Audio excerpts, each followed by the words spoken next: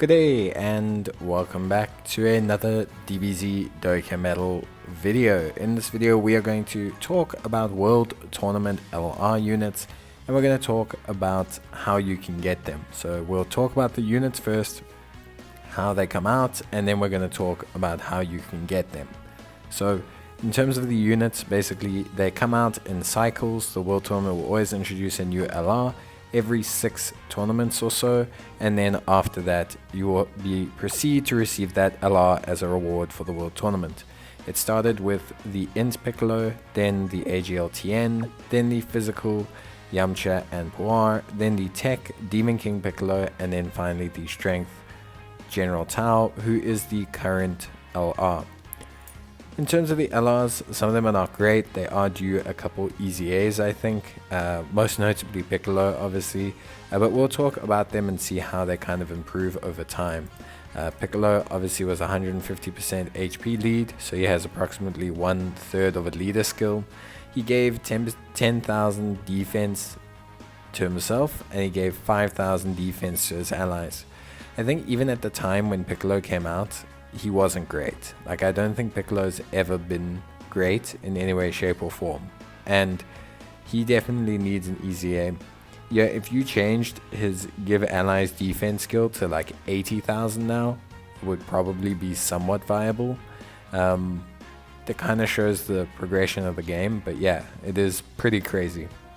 So obviously Piccolo, doesn't do much else. He doesn't have anything on his super attack effects. He was pretty lackluster. The art is amazing on Piccolo, by the way, so he's really cool. Then from the art perspective, then AGL, and Chaozu, all the World Tournament LRs pretty much have banging art, by the way. Tien and Chaozu were definitely a step up from Piccolo, with their all types lead of 100%. They don't give ki, which is kind of their big issue. They do have a rare chance to stun the enemy on their 12 key. They have a normal chance to stun the enemy on their 18 key. And they were a little bit better than Piccolo. Attack of 10,000 when key is 8 or more. Defense of 10,000 when key is 11 or more. And an additional attack and defense of 10,000 when key is 14 or more. Obviously, these kind of passives haven't aged very well, obviously traditionally speaking. But overall, yeah, they really are not that bad. Their art's really good, and they were definitely a step up from Piccolo. Then we get the physical Yamcha and Puar join forces lead. So this was the first key and category lead out of all the World Tournament units. 100%, which wasn't that bad. They also have 20,000 attack and defense when performing a super, and they have 10,000 extra attack and defense when performing an ultra super. They're also stunned when there's a Pepe Gals category unit, but I mean, that's kind of cool from a lore perspective. They massively lower defense on their super attack and ultra attack. The thing with a lot of these World Tournament units is they're not on a lot of categories. Yamcha and Puar are not notably on a lot of categories. Tien and Chaozu are not notably on a lot of categories. Well, there is one that is, but we'll talk about them very soon. But yeah, but again, the art is fantastic on this unit. Definitely needs an easy A. All these first 3 need an easy A. 100% they need an easy A. Then we have the Demon King Piccolo.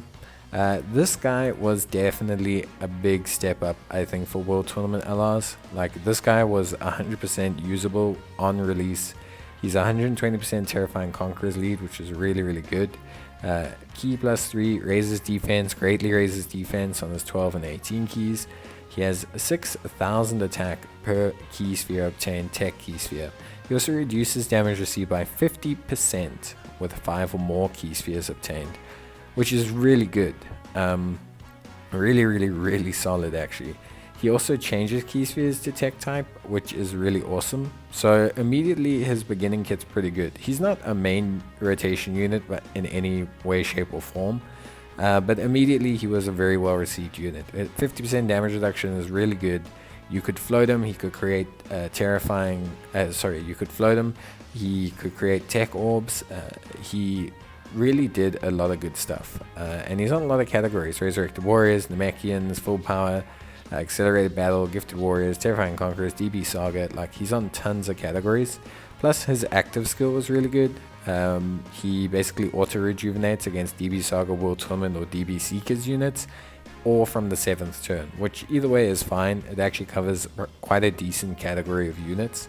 And he gains attack of 6666 per key sphere obtained, reduces damage received by 66% for 5 turns, and after those 5 turns it goes back to his usual mechanic. So again, really good. Just a unit that gets a lot buffer, and just overall was actually a really good addition into the game. I actually think Demon King Piccolo was a good step up.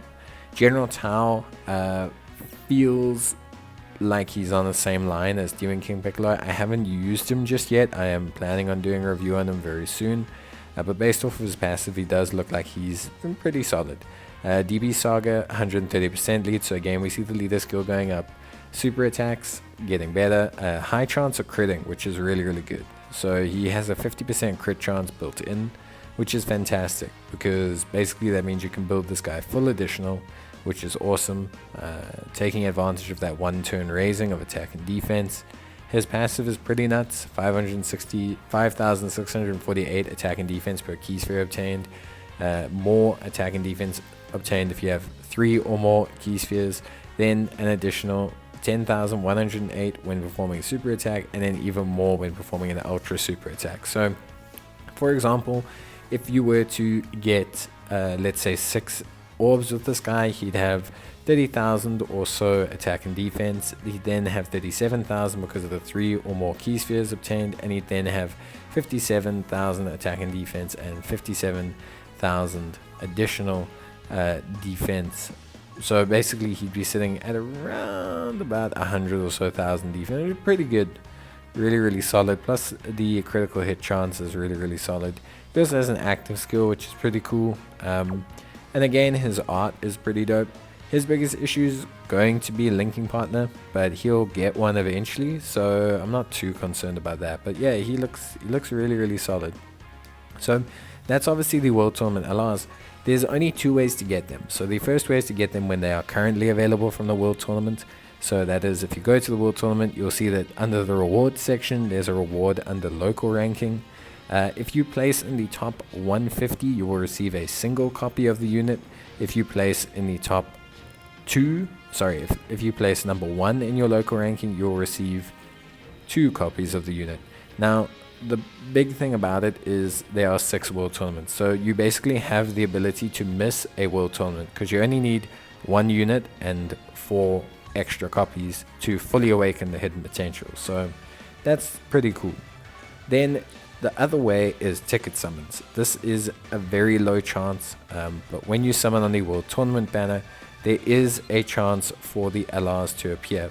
Now, they're not featured or anything. Maybe they will feature them in future, but you have a very small chance to obtain the LR units, so it's pretty decent. I got Piccolo this way. I never had Piccolo, and I managed to pick up 2 of them through the ticket summons. I always summon because I just enjoy it, and it helps to take the edge off when I'm saving stones.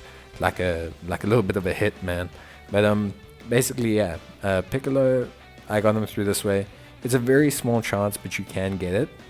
And so obviously, yeah, if you are looking to try and get them, and you've been hoarding tickets on the World Tournament banner, then now's probably the time to give it a good go. But that's everything you need to know about World Tournament LRs. I'll see you guys in the next video. Bye.